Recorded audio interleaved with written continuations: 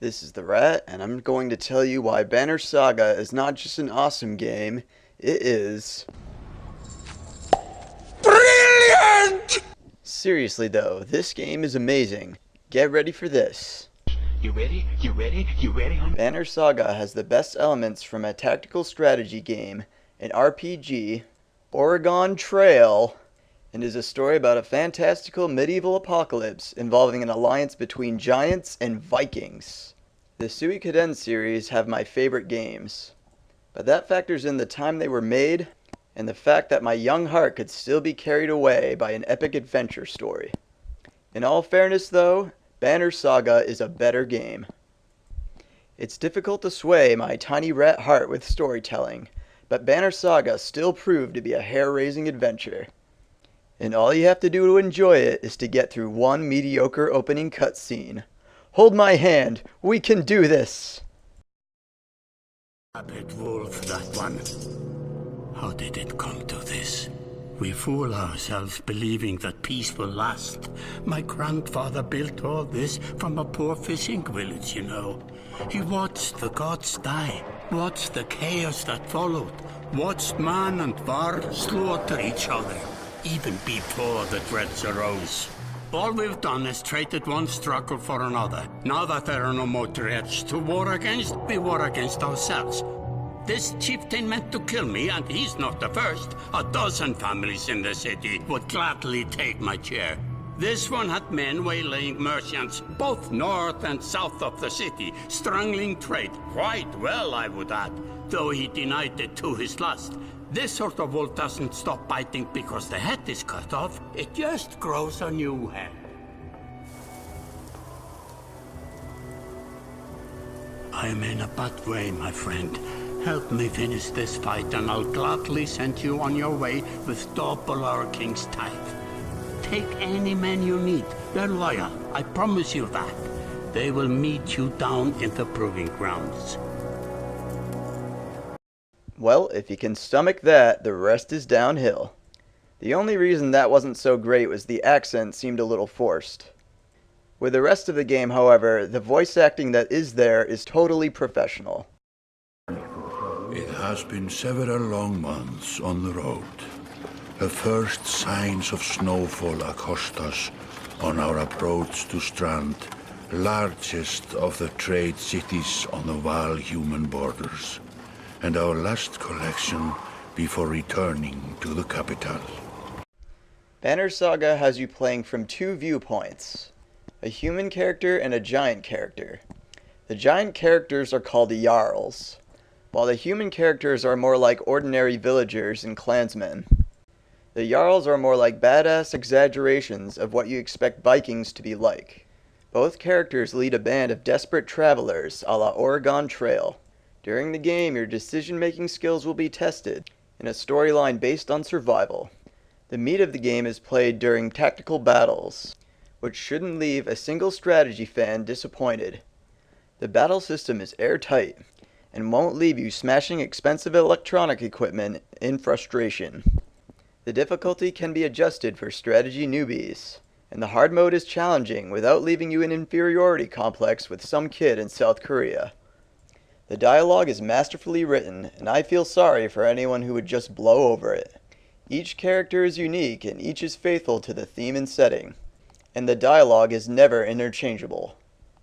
Any gamer who still has a thirst for storytelling should feel invested with every character.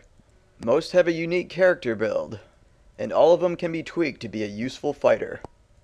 The battle system is based on armor and strength. Armor reduces any and all strength damage, and strength does actual damage. Ingeniously, when an enemy damages your health, he's also damaging your strength, so it will turn out that armor is just as important as strength. Humans are smaller and more maneuverable and may also be ranged units. They also tend to have more dynamic abilities. For example, human units are more likely to make better use of exertion stats, which can be spent to gain all sorts of tactical advantages. Jarls are total powerhouses and always have higher strength and armor. During your travels, there are only a few resources to manage.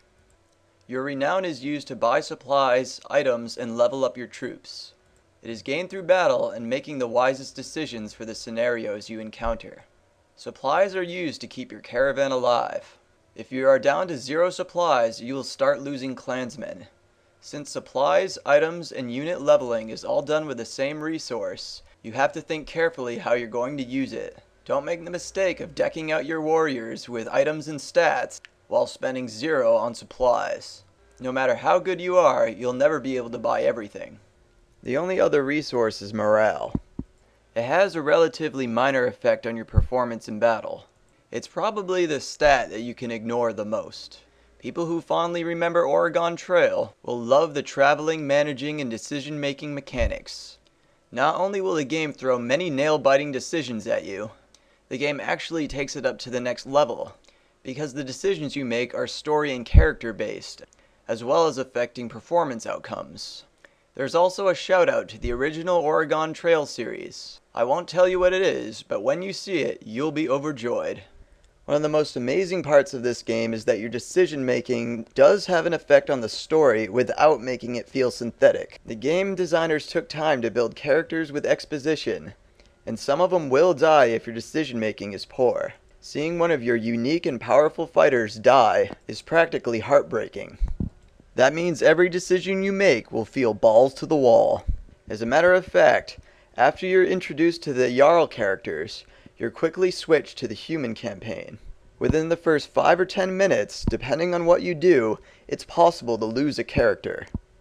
Banner Saga is a delightful blend of feeling empowered by playing as the badass giant characters, intermingled with a story of grim survival with the human clan. Unsurprisingly, the two clans eventually meet up, and all the progress you made will be put to the test with one final epic climax. Both races are pitted against a relentless race of stone men called the Dredge. Their reemergence, along with other bad omens, herald an impending apocalypse. You meet all kinds of desperate situations along the way. In this struggle for survival, human beings will attack you as well. Travel is broken up by intermittent cities and towns, where you can rest, resupply, learn about the other members of your party, and deal with unpredictable intrigue from one stop to another.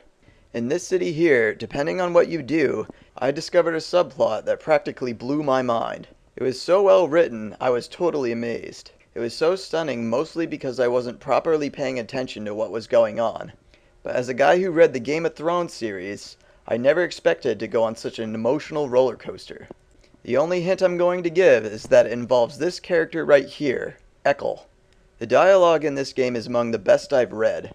It's definitely geared to more mature players, and not in a creepy, disgusting way. The beautiful art and exceptional writing is totally immersive. The characters are not stoic, emotionless muscleheads. The traditional female is not too effeminate.